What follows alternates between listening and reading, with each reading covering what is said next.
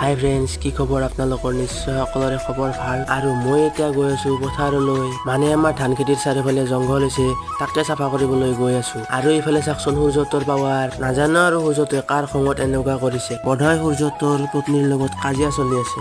আৰু এইফালে জংঘল কাটিবলৈ কাচিৰে এখন সঁজুলি বনাই লৈছো। আৰু ধান বিলাক চাওক কিমান ডাঙৰ হ'ল। আৰু জংঘল কাটি থাকোতে হঠাৎ সেই জংঘলতে বৰলৰ বাঁহ এটা ওলাল। দেউতাই তাকে দেখি বৰলৰ বাঁহটো জুই লগাই পুৰি দিলে। আৰু এইফালে চাওক আকাশৰ সৌন্দৰ্য ইমান ধুনীয়া। Wow, the sky is very beautiful.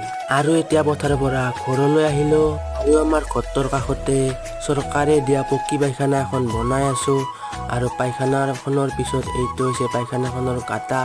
আৰু গাঁটাটোৰ এইফালে হৈছে এইখন উই বনোৱা পাহাৰ। এইটো দেখাবই মই আহিছিলো। কিমান ডাঙৰকৈ বনাইছে পাহাৰখন ভালকৈ চাই লওক। আজিৰ এই ভিডিঅ'টো এইখিনি আছিলে।